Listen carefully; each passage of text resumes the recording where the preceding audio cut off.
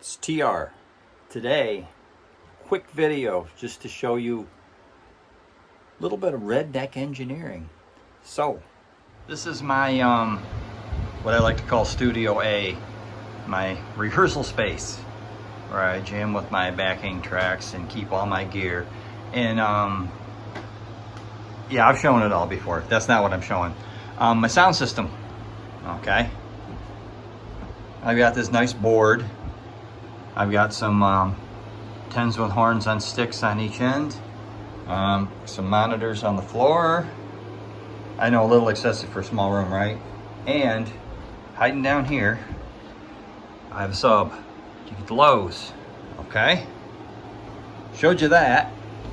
I'll show you this. My room where I make my videos. For jamming and monitoring, I have this little Headrush FR speaker, and it worked great. Nothing wrong with it. Runs forever on a battery, 13-hour battery life they claim, and I believe it because I've only charged it a handful of times since I bought it.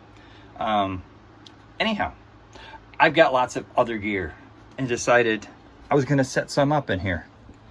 I have this old NRG power amp that I bought ages ago for like $100 off of Musician's Friend, back when they were out of Medford, Oregon, shipping stuff, before they were part of Guitar Center.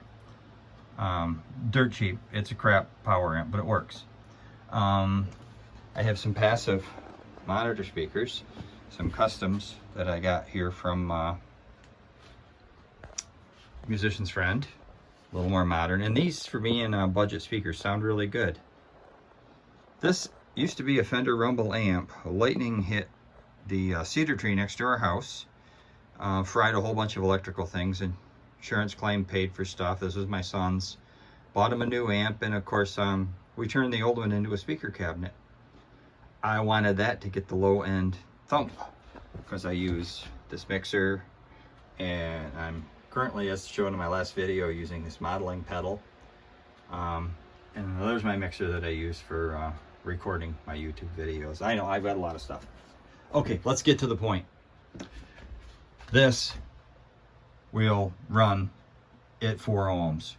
So you plug in two 8-ohm speakers. That's this. Oh, sorry, I don't mean to make you dizzy. And this, and that's 4 ohms because they're in parallel. How do I add this in? By the way, that's just one of those special design speakers, you know, for the Fender amps. It runs, it's a 4 ohm speaker. I took it apart and looked. So, how would you do this?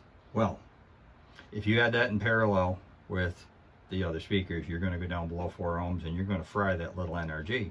So, my solution was to take these two and wire them in series, and then bring them back into here in parallel with this.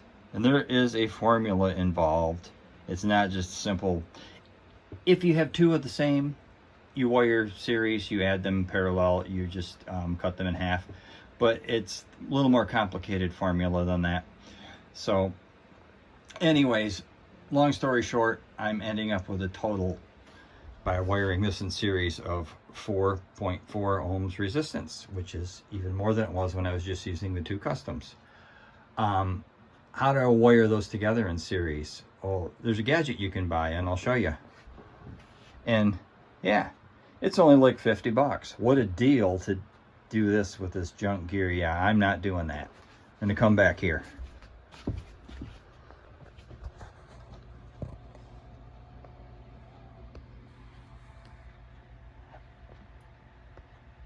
See that down there? That is an old pickup case and some reject old guitar jacks when I would replace a cheap jack with a better one. And I saved them all. I got a whole toolbox full of them. And I wired those in series with a jack coming out. And that's my redneck solution. Now mind you, the box needs to be plastic. If you put those in a metal box, you're going to need isolated jacks, which means used old guitar jacks won't work because they're not isolated. The metal will automatically parallel your connection through the grounds. And then when you try and series it too, you'll just have a heck of a mess. So anyways, yeah, that's what I did. And hey, it saves a few bucks, right? That's a tip for today.